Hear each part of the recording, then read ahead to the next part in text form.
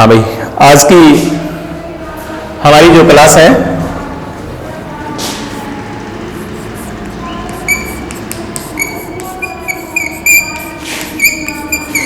MA previous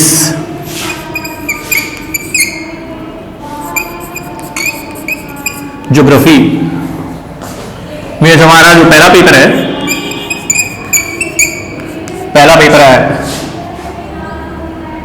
the evolution of geographical thought.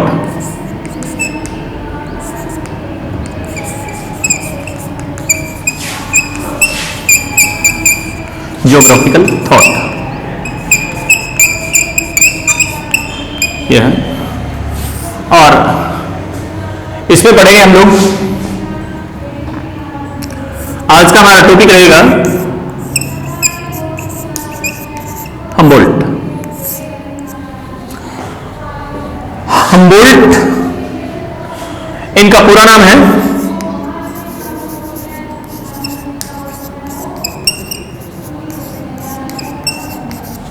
Alexander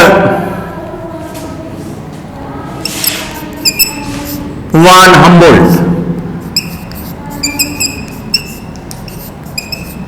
Alexander one Humboldt, और ये आधुनिक भूगोल के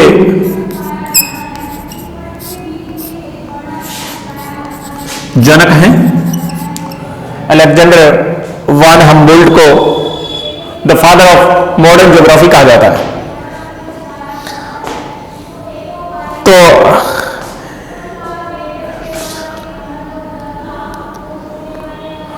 हम्बोल्ट का जन्म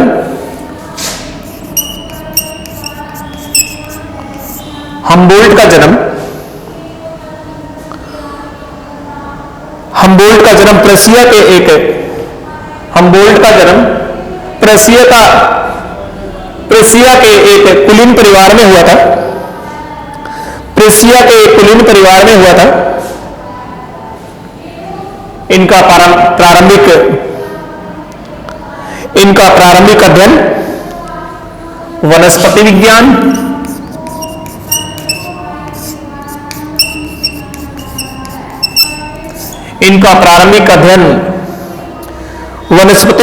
एवं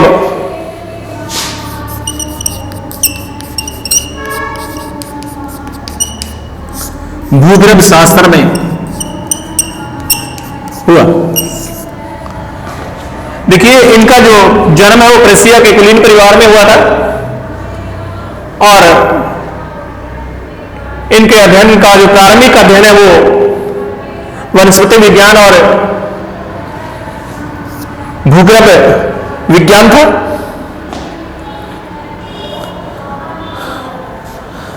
ये प्रतिष्ठित शास्त्रीय भूगोल के विकास में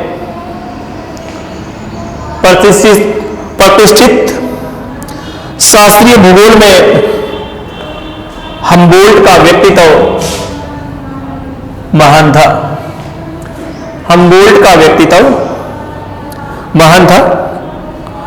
वर्तमान में जर्मनी में उनके नाम पर अनेकों वैज्ञानिक संस्थाएं स्थापित हैं। इनके नाम पर अनेकों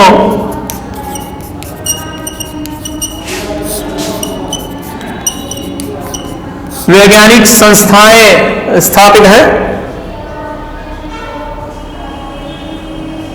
जहां भूगोल सहित कई विज्ञानों का अध्ययन तथा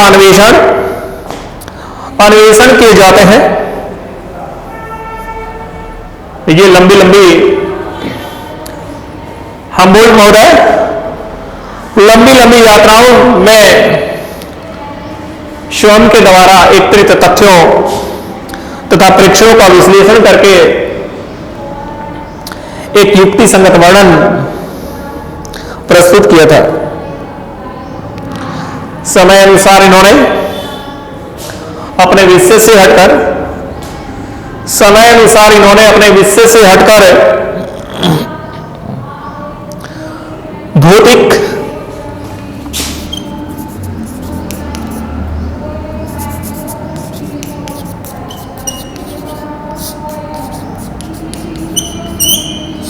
भौतिक रसायन, भौतिक रसायन विज्ञान, शरीर रचना विज्ञान,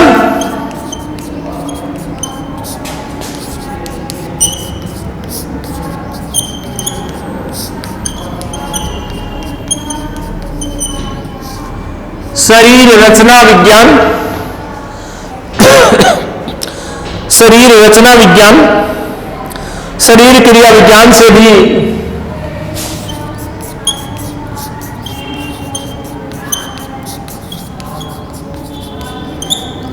विज्ञान से भी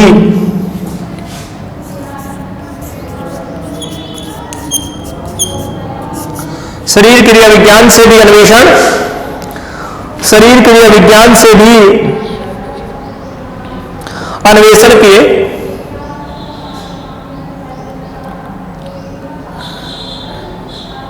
गंटीजन और फ्रीबर्ग विश्वविद्यालय में, गंटीजन एवं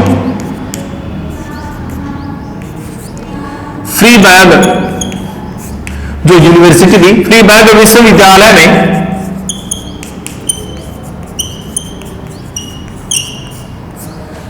गंटीजन एवं फ्रीबर्ग विश्वविद्यालय में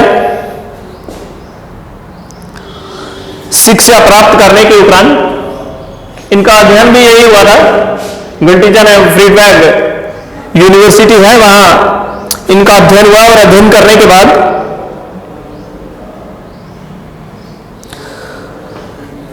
इन्होंने खनन के भूवैज्ञानिक पद पर कार्य किया। इन्होंने खनन के भूवैज्ञानिक पद पर कार्य किया। भूवैज्ञानिक पद पर कार्य किया अर्थात ये भूवैज्ञानिक भी है क्योंकि प्रारंभिक शिक्षा भूविज्ञान से संबंधित और वनस्पति विज्ञान से संबंधित हुई है।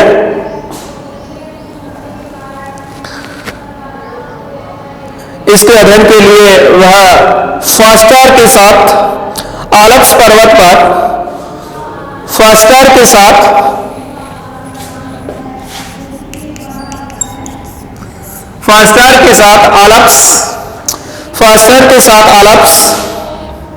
आल्प्स पर्वत पर बवेरिया,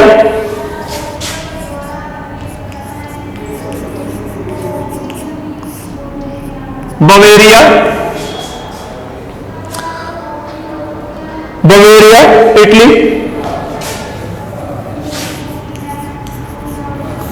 बवेरिया इटली और स्विट्जरलैंड देशों में भी हमबोल्ट महोदय गए थे।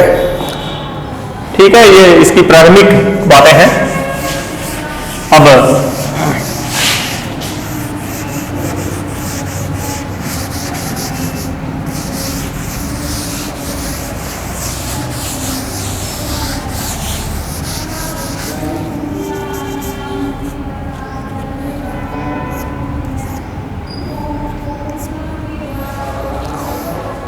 अगली हेडिंग है हमबोल्ट। इनकी प्रमुख रचनाएं क्या थी भी, प्रमुख ग्रंथ।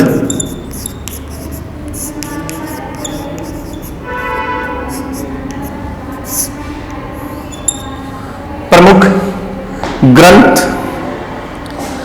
तो इन्हें लगभग 8 प्रकार की प्रमुख रचनाएं की थी। इनमें जो पहली है आप लोग क्रम से देखें। पहले राइनलैंड बेसाल्ट पर एक शोध ग्रंथ लिखा।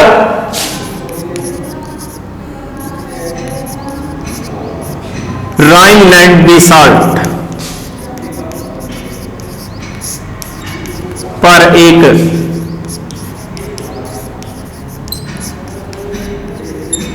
शोध ग्रंथ लिखा 1789 में। राइनलैंड बेसाल्ट पर एक शोध ग्रंथ लिखा 1789 में। दूसरी रचना थी इनकी प्रकृति दिग्दर्शन।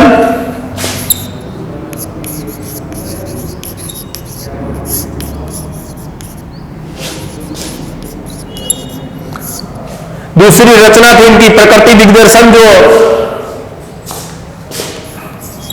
1847 में। और तीसरी है दोनों गोलार्धों की, नंबर 3 है दोनों गोलार्धों की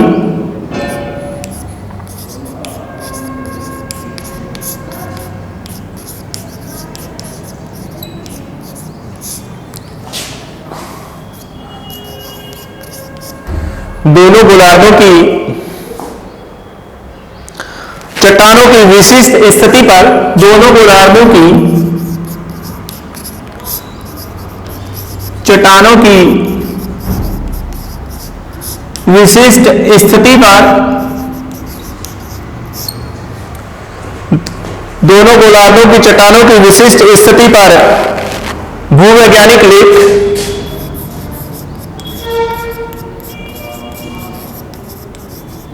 भूवैज्ञानिक लेख 1823 में इन्होंने लिखा था। उसके बाद मध्य एशिया नंबर 4,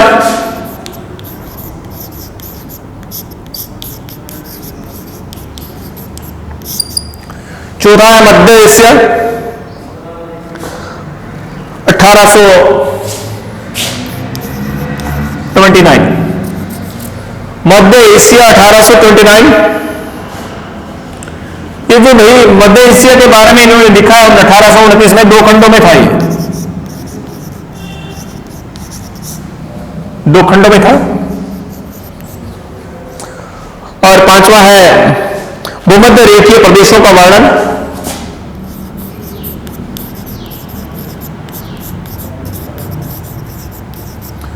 भूमध्य रेखीय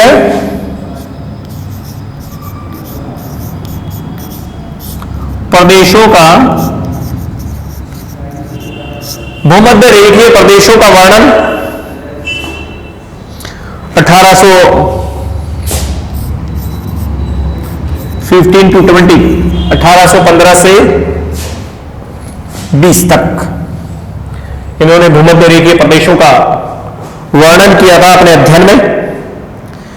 और फिर छठी रचना इनकी दक्षिणी अमेरिका के मूल वंशज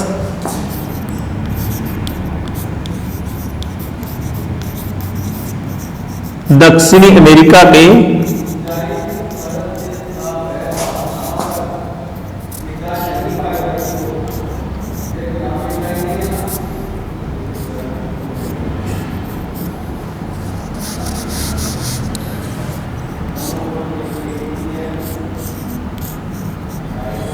मूल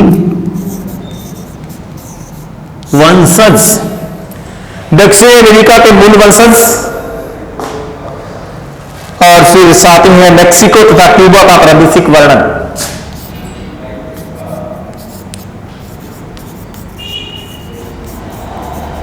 मेक्सिको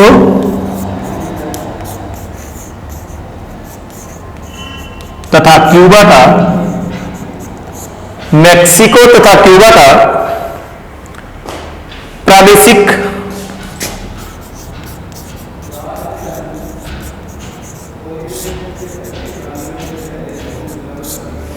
वर्णन। और इनकी सबसे जो महत्वपूर्ण रचना थी 8वीं, सबसे जो महत्वपूर्ण रचना थी जो 8वीं, वो है कॉस्मोस।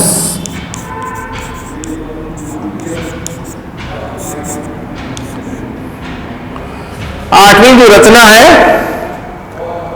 वो है कॉस्मोस, सबसे ज्यादा इंपॉर्टेंट है। और यहीं से क्वेश्चन आता है। देखिए भाई, यूनिट फर्स्ट की बात करते हैं। एमए के अंदर हम लोग फर्स्ट यूनिट में हमारे 10 जो क्वेश्चन आते हैं वो हमारे 2-2 नंबर के आते हैं। टोटल है वो 20 नंबर का सिस्टम होता है। और उसमें कई बार पूछ लेते हैं कि हम्बोल्ट महोदय की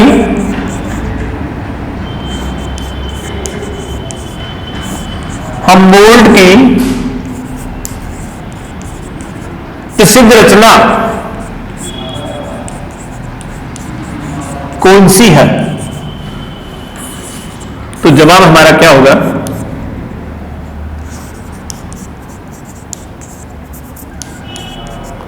कॉस्मोस। 2 नंबर का प्रश्न आता है, कॉस्मोस। यह एक सर्वाधिक महत्वपूर्ण ग्रंथ है। कॉस्मोस एक सर्वाधिक महत्वपूर्ण ग्रंथ है जो 1845 से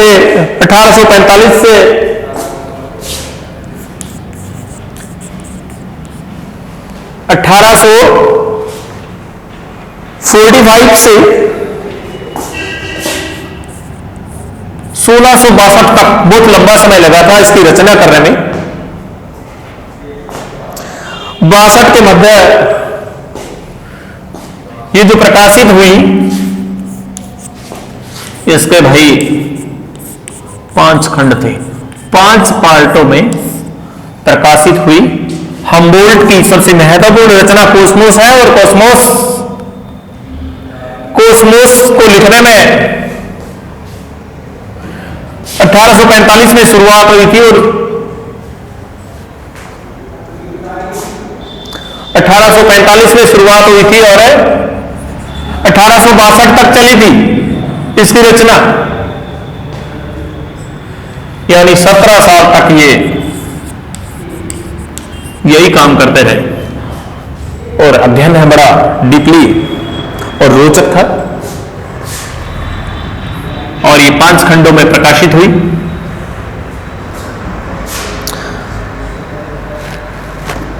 ये 8 इनकी प्रमुख रचनाएं हैं। अब आगे इसमें क्या है? हम्बोल्ट सबसे पहले देखिए भाई, हम्बोल्ट सबसे पहले क्या बने? खनिज इंजीनियर।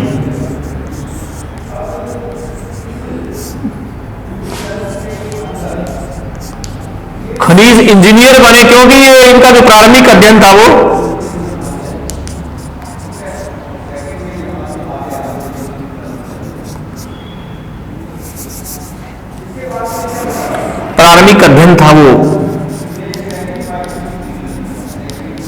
भूगर्भ शास्त्र ही था,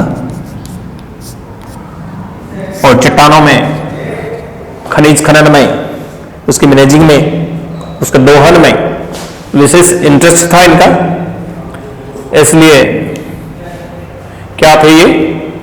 खनिज इंजीनियर, जिसके लिए इन्होंने एजी वार्नर के सानिध्य में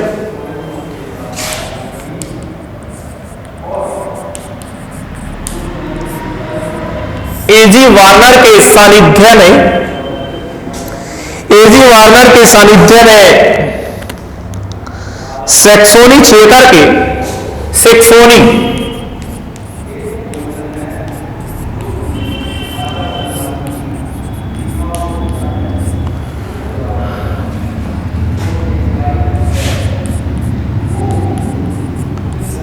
एजी वार्नर के नेतृत्व में सैक्सोनी क्षेत्र में फ्रीबर्ग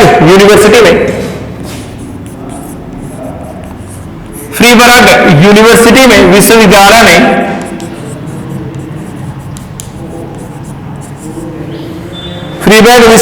में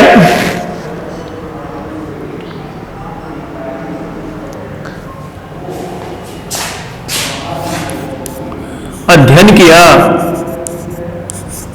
किसका? भूगर्भ विज्ञान का। प्रारंभिक इंटरेस्ट था इसका भूगर्भ विज्ञान और वनस्पति शास्त्र में था, और वनस्पति शास्त्र में इन्होंने महारत हासिल कर ली और प्रारंभिक खनिज इंजीनियर बन गए। और सैक्सोनी फ्रीबर्ग यूनिवर्सिटी में इनका जो अध्ययन क्षेत्र था वो भूगर्भ विज्ञान था। जल्दी ही इन्होंने अपने जीवन में प्राकृतिक विज्ञान को भी अपना लिया। जल्दी ही इन्होंने अपने जीवन में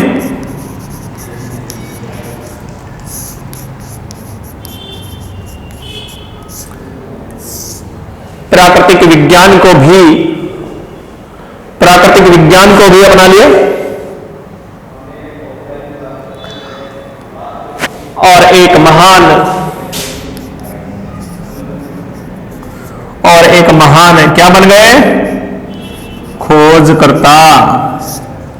एक महान खोजकर्ता बन गए। इन्होंने अपने माता के निर्देशन में सन 1700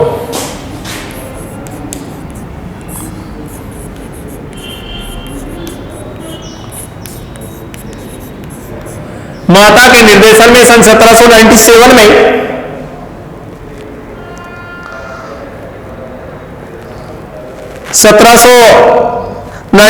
में वह स्पेन के लाख कोरूना क्षेत्र में गए। स्पेन के लाख कोरूना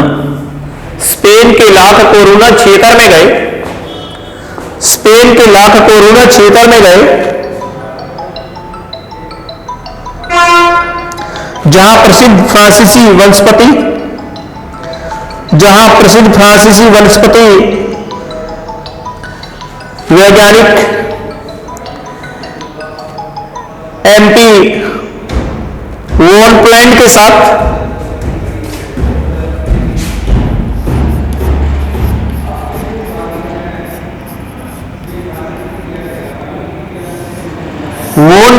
साथ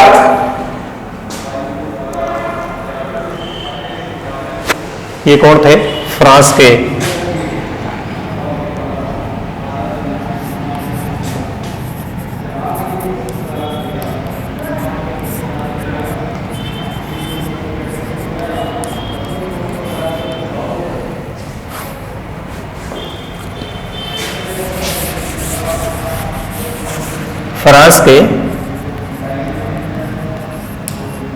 वनस्पति वैज्ञानिक मां के निर्देशन में गए थे ये स्पेन के ला कोरूना क्षेत्र में। वहां वॉन प्लैंट नामक एक वनस्पति वैज्ञानिक थे। उनके साथ अमेरिका की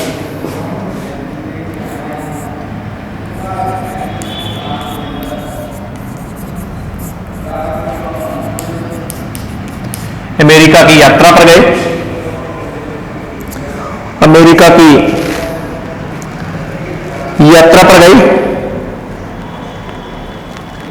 और 5 साल तक लानूस और लगातार 5 वर्ष तक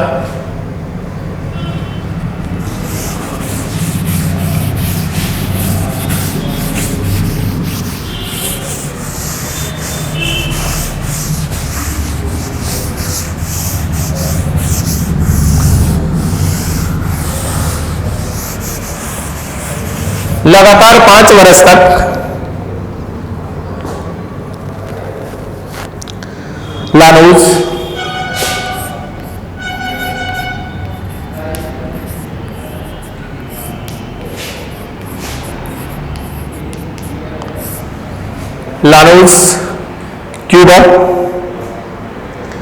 मेक्सिको की यात्रा की।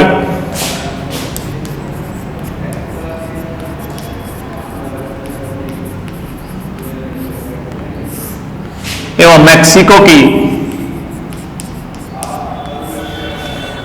की यात्रा की।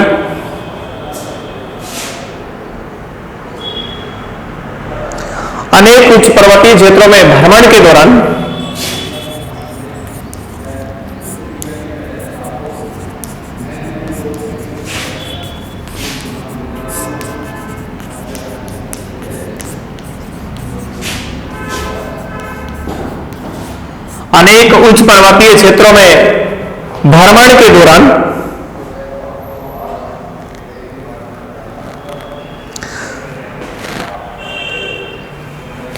उच्च पर्वतीय क्षेत्र थे, उसमें एक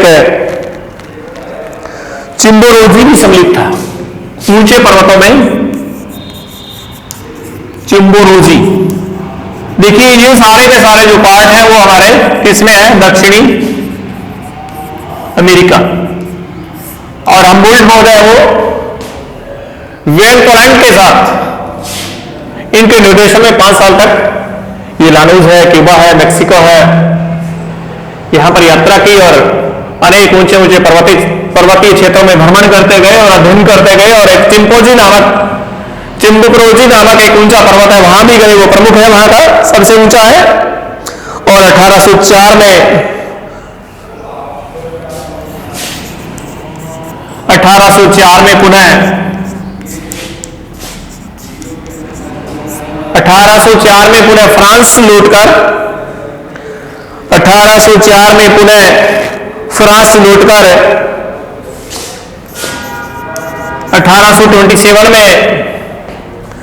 1827 में पेरिस आ गए। कहां गए? पेरिस आ गए। पेरिस है वो फ्रांस की राजधानी है। पेरिस आ गए। इसके बाद 1829 में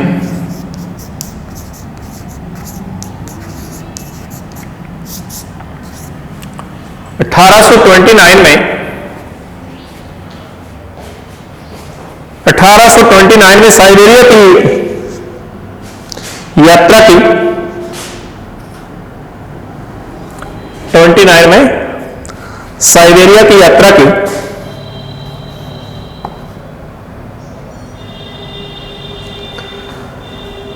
गंटीजन के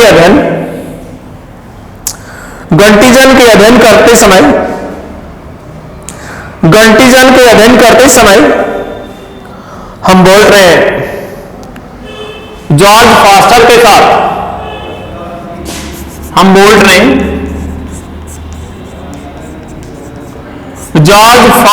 साथ,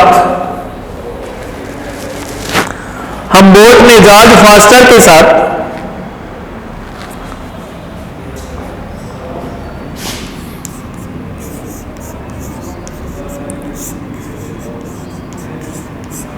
राइन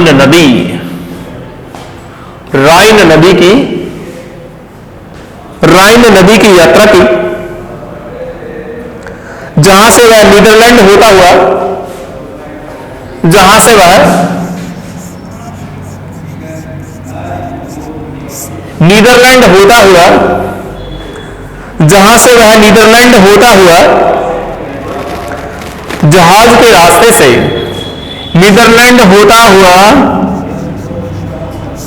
जहाज के रास्ते से इंग्लैंड गया।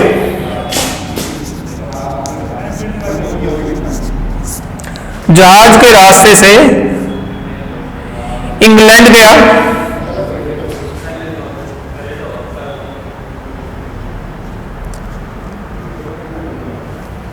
इन सब बातों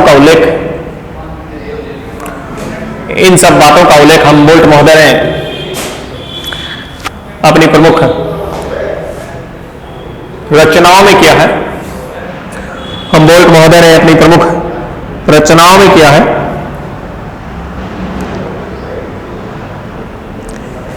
इस यात्रा का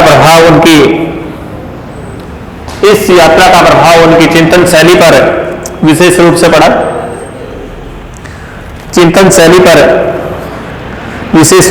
क्योंकि यात्रा के बाद ही वे प्राकृतिक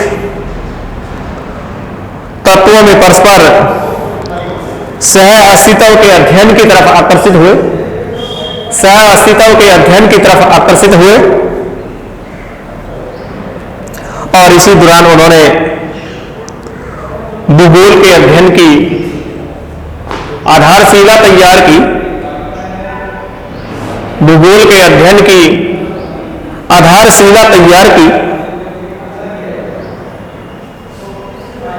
और जॉर्ज फास्टर और उसके पिता